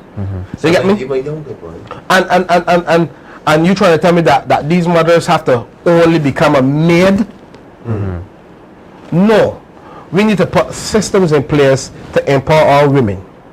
You get me? And put our women on on a pedestal that, you know, because every woman that contributed to childbirth, she put her body under so much pressure, so much stress, and I don't think that woman should go back to work in 3 months. I mean, the woman got 1 foot in the grave and 1 foot open. You get me? So like a Democratic Labour Party, I know that is an angle we should approach.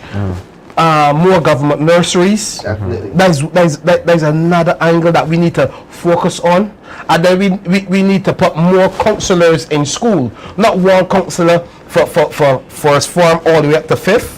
We need counselors for each year group. Correct. The same way you have a year head, you need a counselor for each year group that would then look at those children that are misbehaving, because trauma is a serious thing.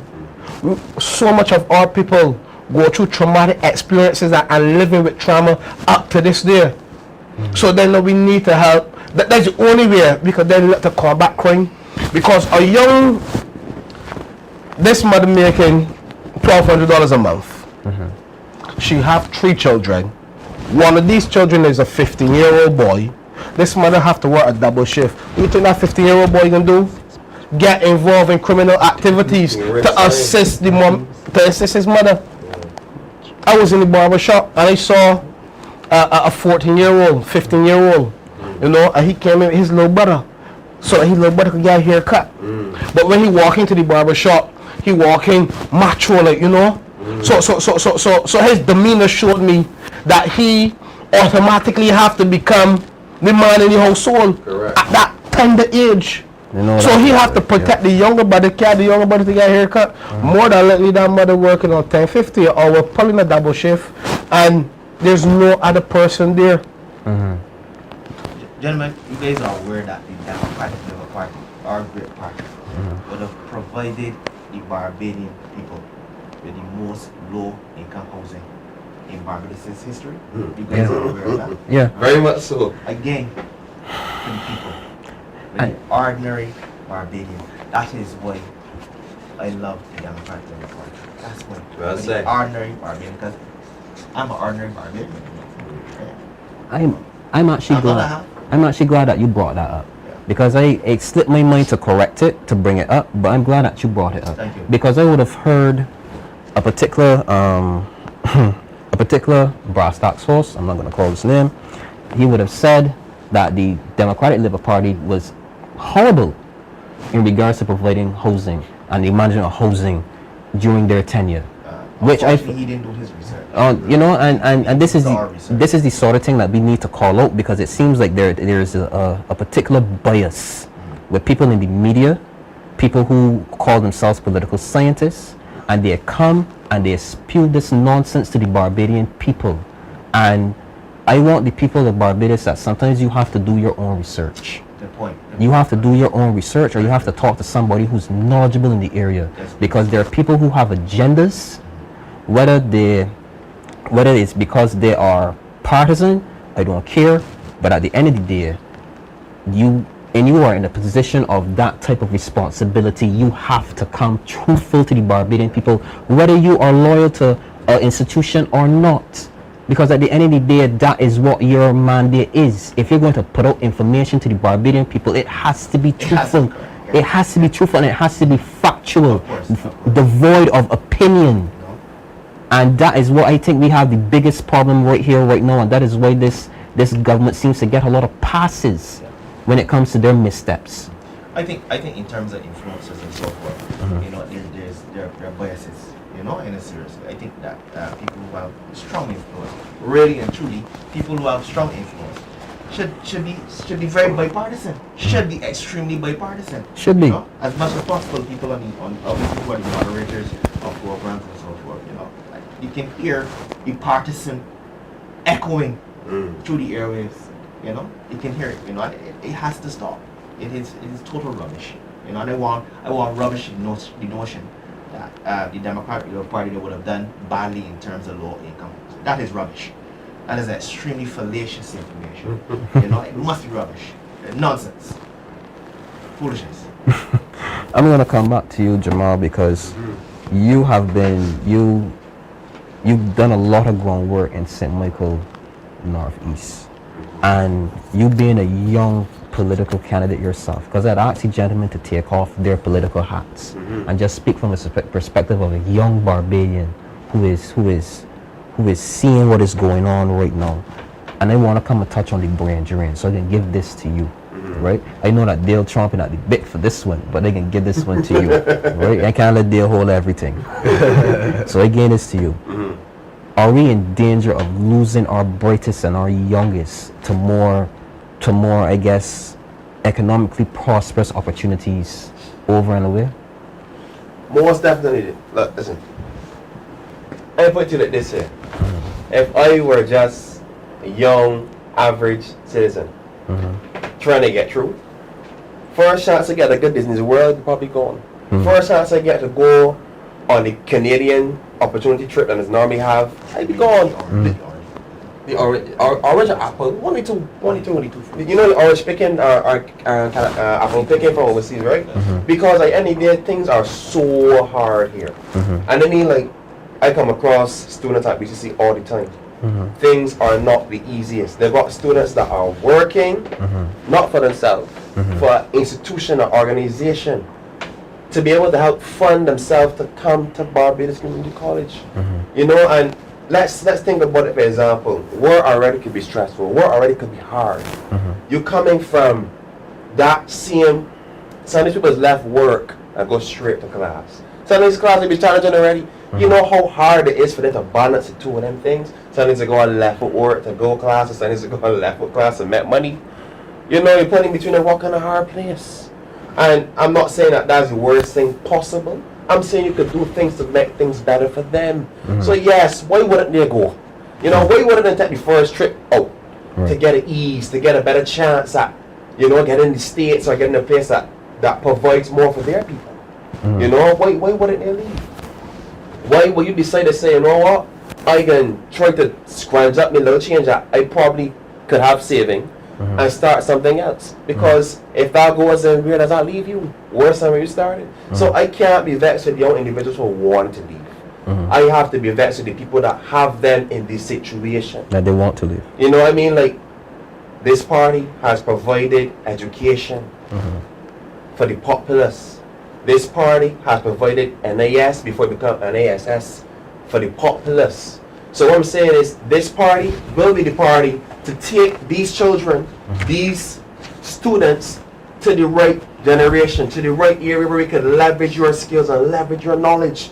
Too many times, we know people have come and just get the job that some of these people are working 8-9 years, getting the bachelors, getting the masters, and then somebody from overseas that don't know Adam. Come on. Well, you got documentation, you from overseas. Let me see what happened there. Let's ask you into it. They got the job. Let's be real here. You know, like this is very unfortunate for our people. And the Democratic Labour Party is for the people and of the people. So we don't stand for this. It's time we have a change. You know, this Democratic Labour Party never decided to privatize transportation. We never decided to extend your maternity leave, but have a caveat or a clause in there stating that if you're not working for the organization for over a year, then you terminate your services. Like this, how does this really help the average citizen? You know, I can't say it helping me. So this is the reality that we are faced with, right? People will leave until people receive better. And until then, all we can do is try to create and craft the right policies that actually help the people of Barbados, especially the youth. Especially the youth. Ramon, I want to come to the same brain drain issue. Are you fearful that your well-loved constituents, the ones that you love in St. Andrew, are you afraid that you're going to lose them to the brain drain? Of course. There were actually a situation, as I mentioned before, a young man, he's already looking to go overseas, you know, and he's in IT. And, you know, he's also a little creative as well, too. He is in graphic designing, and he sees no future here. You know, I love my creatives, right? Everybody knows that, right? And, you know, the situation, as it may be, they are not seeing any light at the any tunnel. Now, Carrie Festa, that was a one-off event. You know, I'm thankful that the creatives came up and they gave it. They were able to eat the food, but that's not good enough. There must be longevity. There must be longevity. We went through a couple of programs, You know, and one of the pillars of BERT was to what? Diversify the economy. Anyone see any diversification of the economy? No. It's same. We still at tourism. You know, we still at tourism. What about the orange economy, the creative economy? I know when Stephen Lashley, Comrade Stephen Lashley, he was the Minister of Culture. He would have brought again a video. He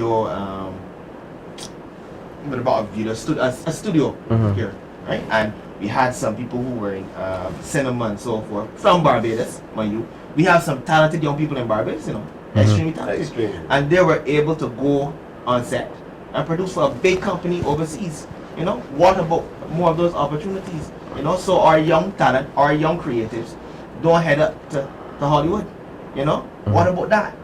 Diversification of the economy is extremely necessary, and that is one of the avenues in which you can diversify. Right.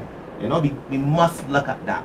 When the Democratic Labour Party is in government, after the next general election, we will look seriously into the creative economy in a serious way. Must happen, especially for the young people. They're very involved now, you know what, in computers and, you know, graphics and stuff like that. They're very creative. You know, it's gone beyond now the mass in the English. I'm not knocking the mass in the English, but there are some very creative young people, you know, that are unfortunately on the sidelines, which isn't good enough. You know, I tell you, it's not good enough. Change must come. There I want to come to the same brain drain question. I was hoping you did. Save the best for last, my brother. So, brain drain, that is happening in the hotel sector. I can pinpoint the hotel sector because I spent at least about 10 years in that sector. Yeah. And brain drain is serious. So, my first experience with that, I was a level 2 wine sommelier. My colleague, Damien level 2 wine sommelier. My other colleague, Chris Jackman, level 3 wine sommelier, which is Wine Spirit Educational Trust. So those persons, as a wine college in England, they come to specialize the sommeliers here, and then we just pair wine and food together. So at that point, the company needed a head wine sommelier. So what they did, they interviewed all of us who were interested in becoming the head wine sommelier. So wine sommelier pay was around, let's say, $512 a week, 12 service charge points. So you're looking at, say, about $1,000 a week. You know, with that service charge compounded. Yeah. Head wine sommelier pay would have been $800 a week at 18 service charge points. Wow. So as a head som, you're going home like $2,000 a week, and that include housing, but not if you were local. If you're local, you're getting housing. You're getting housing. All right. So 4 of us applied. So they had 1 level 3, which is the highest, and we had about 3 level 2, and all we applied. I had my management qualifications along with tourism management. I had all of those going for me along with the wine qualification, and I was turned down. I felt bad. My colleague Damien was turned down. I felt bad for him. But when my other colleague Chris was turned down, I was like, yo, this is so much nonsense. And I felt really upset that Chris was turned down. Mind you, Chris is the sharpest as it relates to wine. This man is one of the best. And what the company did, the company brought in a level 2 wine sommelier from Italy. Oh dear. And he got the job as the head sommelier, the pay, and also The housing. the housing. So then Chris had to train him. I remember I was in the wine cellar taking stock. That is madness. And this guy come and ask me, this is the head wine sommelier, come and ask me about pairing agave wine, you know, with something. And in my head it was like, but you're from Italy. That was in my head. I mean, like Italy is like is one of the founders of wine. they have a Because they men battling war for grapes, you know. You know? They men battle with France and Spain, and you know, those guys had it as it relates to wines. But if you come from there, you have the job. Why me? who didn't get the job. That ain't get the job, go tell you anything. Or go to train you. For me, I didn't know. I was like, I ain't know you gonna ask Chris. Cause I ain't playing that. So what happened? I would have been at least 4 years there. I received the opportunity to become a head wine sommelier for less pay at a different resort. So what you think I do? Chris received the opportunity to go to Turks and Caicos. Chris fly out. Damien fly out. But I received the opportunity and I moved from a line staff, collecting about, let's say, over $1,000 a week, to head wine sommelier, collecting about $3,000 a month. You get me? So it's less pay for sure. It's less pay. But then when I managed the position, I moved from head wine sommelier to assistant restaurant manager, then to restaurant manager, then the pay increase. So what I am saying here is that if I did not receive that opportunity, I would have been in Dubai, Turks and Caicos, because Rohan Hatshaw, he was a bartender, very good bartender. He went he went overseas, Dubai. So a lot of our talented bartenders, mixologists, chefs, pastry chefs, executive chefs, all of our people go overseas, get the experience, get the accolades out there, and then you come back. Then the hotels here, they want to give you the perks or the opportunity. So I'm saying that tourism, we are the gem of the Caribbean, and tourism is the biggest. Barbados have a very big tourism sector. So why force our people? Because we don't have no tourist attraction. The tourist attraction is the people. Yeah. Because the people keep coming back to Barbados because of the people, right. The interaction, the love, Yeah. the you know, embracing tourists as one. So our people have the associate degree from Palmerine in the culinary arts or the hospitality management. What do you think will happen? I can come and work as a commissary chef, and I realize I can't go any further. So the hotel's still not putting you further. The furthest you can get in certain hotels is a manager post. Correct. But the expat positions do not come to our people. What they would do, they would apply to the immigration and tell the immigration, well, I need a job permit because they have not found any person that qualified enough to fit that post. So they already know I want Jamal Sandiford and Jamal Sandiford from Dubai. So I know for sure I want Jamal because Fanus is Jamal's father, and Fanus invests a little bit in my hotel. So he gotta get this executive chef position or food and beverage director position. Jamal get him all the perks. But you know what happened? The other countries treat our Barbadian people like expats. So our people will leave Barbados in the tourism sector and go over there and provide that excellent service out there. And a lot of our Barbadians are not coming back to the hospitality sector in Barbados because now the hospitality sector is making a lot of money, but the people that work there are struggling. The people are struggling. So of course the hotels don't pay a service charge, but collecting service charge. Anyways, I can stick a pin on that. Before you go on, Yeah. I think you got to take off your gloves somewhere. Ooh. Yeah, for sure. Oh. There's a level of fear where the young people are concerned to support the opposition. There's a level of fear. In a serious way. The Barbados, the appointed government, they have their vicious tentacles in the private sector, in the public sector. Even private sector workers are afraid to support the opposition. Afraid to come out, you know, and that is something that we got to talk about in a serious way, right? Because there's a serious level for it. Young people, I would give you a scenario. I would have asked a celebrity to come out to one of our sessions, our cricket sessions, and he told me he can't come.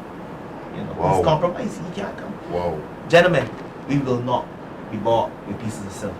We are loyal to the Democratic Party. I like that. There's a lot of pieces of silver being shared out and given out, but we will be loyal to the Democratic Party. I can tell you that straight up. But people frightened. Young people frightened. Because they'll affect their career, they got the tentacles long, you know. But no fear, young people. The Democratic Party will be here soon, very soon. Jamal, are you seeing that fear that Ramon is seeing in the young people to come out and voice their concerns, or to even go in a different direction with this government? I can be brutally honest too. Through canvassing, a lot of people do not feel comfortable in the situation they are, right? Especially the younger folks, right? But the real issue is that they're afraid to be victimized. You know, I had a constituent, I'm not going to call their name, who once told me recently they would like to vote and think, but they feel like the government gonna know if they put them X the wrong place, that somebody inside can be able to see and tell. And I asked myself, like, where does notion even really come from? You know, like, why people got the belief that when you vote, the government gonna know who you vote for? And you know it leads back to the way this government does things. I can just leave that part there until further notice, until the date. But this is something that a lot of people have. I'm here to say that there's no way you can tell when you vote who you vote for. You know, but everybody else spectating can't see. Only you know where you put on that paper, where you put it on that paper, and what's it going in the box. It will be tallied. You don't have your name, your signature, nothing on the paper. So please don't feel afraid of any bell ring. When the time come out and vote, because you know you're uncomfortable in the situation and you want to get out. And voting is your only way of getting out of the situation. Jamal, I want you to say that again. That when you put your X on that ballot, nobody knows who you voted for. Say that again for me, please. Once again, wherever you put that X on that day, no one will be able to tell that it's you that put that X on that day. Only you would know. Not even I would know when you vote for me. So yes, that's the first thing I mentioned. The next thing I mentioned is this. As Ramon mentioned, you'll be asking sometimes people to come out and people will tell you no. You ask people to support and people will tell you no. And it's not because they don't want to. It's because they're also scared. They're also afraid that somebody gonna see them in the other shirt and want over it. You're working with them and then they may got no more job. You know, somebody can see them with you and want to get you to support them. And you know, they means a very sticky situation. All I can say is this. Sometimes you gotta go through the rough to get the greener pastures. And right now, this current administration of government is clearly not greener pastures. This administration right now is $300 here, and who knows what on election day. So that's what I would say on that matter. All I can say is this once again, people. You need to cast your fear aside, because when you are in fear, they lead. So what we need to do is stop being fearful and take the lead away from them and hand it into people that actually care about you and not say they do. So that is what I would say on this matter as it relates to the young people. We are looking at crafting policies, giving opportunities, and helping you be able to be sustainable, not just pay rent but own a house. The government had the housing project. A lot of people would love to have some hope, no pun intended. Right? But you can't $50 million or more disappear. We can't see 60? 60 for what? We can't see where it's going. We can't see where it's going. But yet people living in galleries. We abysmal when it comes to housing, but yeah. You understand what this thing on? Yeah. There's people in the constituency living in galleries. There's people in the constituency that the only way they eat is when they're surrounding people saying, like, well, if it's John Brown, let me just say John Brown, let's call him my neighbor. Let me get help he. Or let me come and help he. You understand? The job situation is something that terrifies a lot of people, because you don't know where it coming from. You don't know when you gonna got it, how long you gonna got it. Back in the day, you couldn't know you could get put on staff. Now you hoping to get the sign the contract. You know, and it's a very scary thing. But that is why I will always encourage young people, if you can have a skill, implement your skill. Be a side hustle, work for yourself, ask any of the candidates to support you, any of the Democratic Labour Party candidates to support you. Many of the other ones, they may not support you.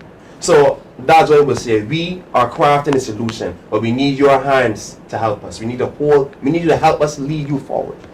You know, and not be expecting that we have everything figured out. We don't have everything figured out, but we are working on it, and we will help you. You know, sorry, just to add here, right?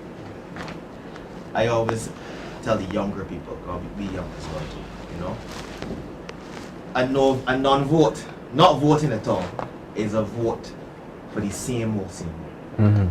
Your vote is your voice. Right. Keep no noise. And nothing changes if you do nothing. Noise. If you don't vote, you're voting for the person who is currently in. Your vote is your voice. Come out and vote. Vote for change. Vote for change. If you don't vote, you're automatically voting for the same old. Correct. You know, and I would have communicated that to some younger people, and they stopped.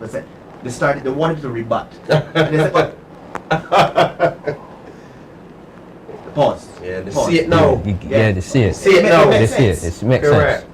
So when you don't vote, you are voting for the same old. And you ain't got no voice. Your voice is.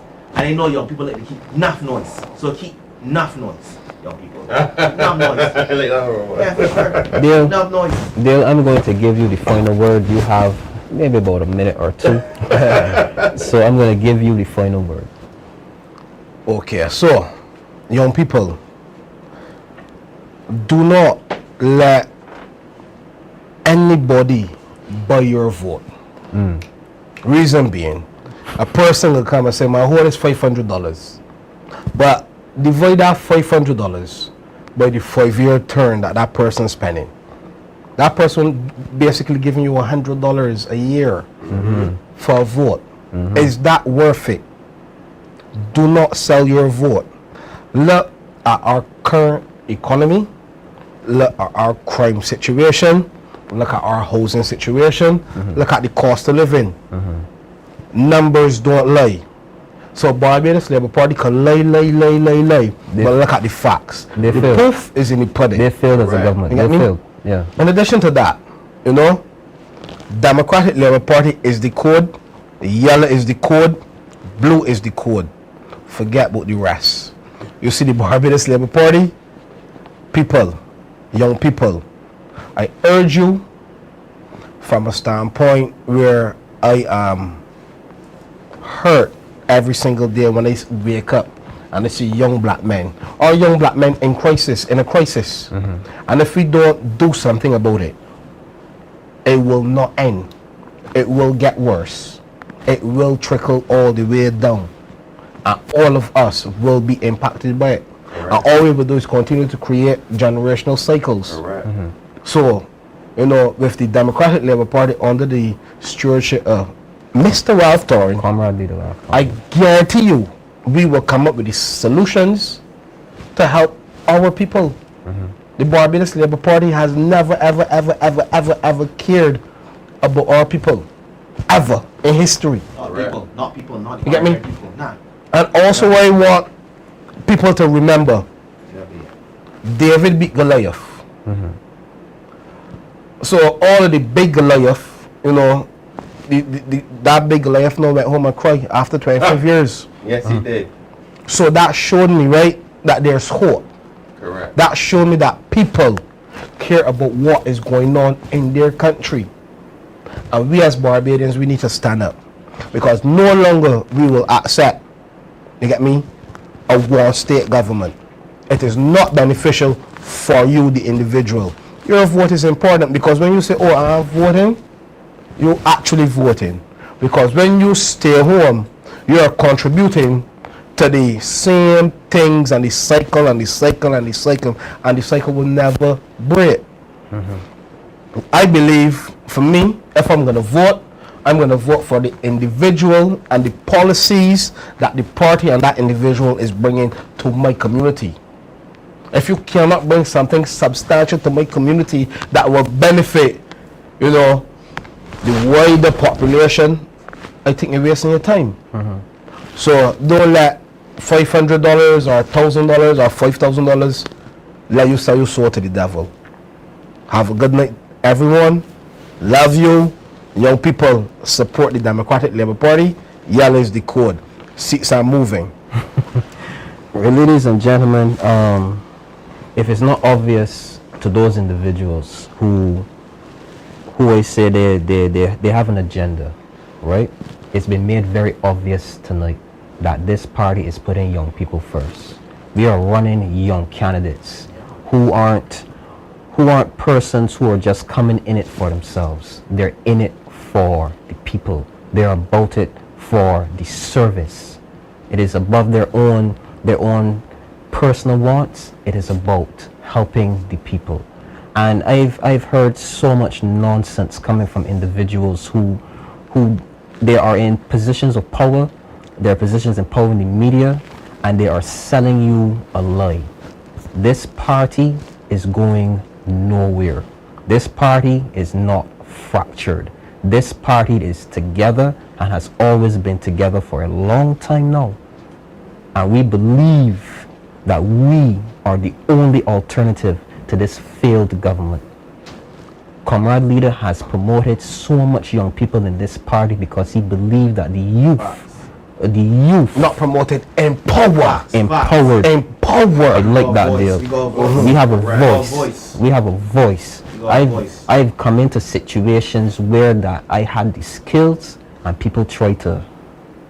Correct. But I've come into a situation now where one person, a party, an institution said you have a voice here, and we believe that you have a purpose here, and they promoted, empowered, sorry, Correct. they empowered me, Dale, Jamal, and Ramon. You're here. And if that is not facts, then you're lying to yourself and you're lying to the people of Barbados, and you need to stop it. Because when we take this government, we're going to go back to the people's work. We're going to help the working class. We're going to take care of those persons who are living in poverty. Because right now, Bajans are suffering. They cannot afford to pay their bills. They can't afford to send their children to school, and they cannot afford to buy basic necessities such as food. And this government are the perpetrators of that. And when we come into government, we are going to change that. Believe that. Yellow is the code. Good night, people. Love you. And we'll see you again Thursday. How you getting this? We all in this with Ralphie. We all in this with Ralphie. Yeah, one vision, one people, one destiny. We all in this with Ralphie. We all in this with Ralphie. Yeah. Yeah.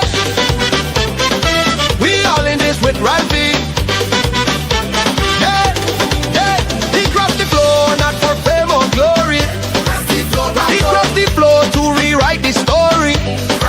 The people vex, the country tight. Ralphie step up to set things right. From Christchurch East to St. Lucie, everybody know he stand for we. He watch them laws, line by line. Yeah. He said follow the law, not the head lady. We all in this with Ralphie. We all in this with Ralphie. Yeah. We all in this with Ralphie. Yeah. One vision, one people, one destiny. We all in this with Ralphie. He crossed the floor to unite the country. So everybody sing in harmony. We all in this with Ralphie. Yes, we all in this with Ralphie. Hey, hey.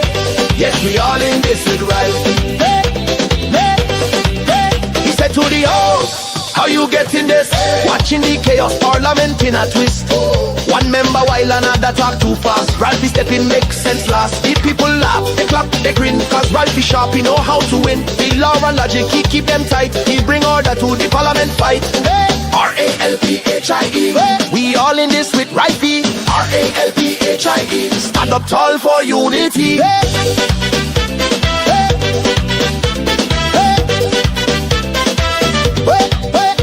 He tell the cabinet, not the state. So respect the law before it's too late. Illegal business done on the floor, not in your mind behind closed door. He cool, collected, full of class. He use the facts and bust up, she bubble fast. He shaking down falsehood, clean and neat. Ralphie drop logic on every seat. Tourism built it, bill, now this new move. Free movement by imagination to prove. No legislation to pass immigration gate. Yet you telling visitors come, citizens wait.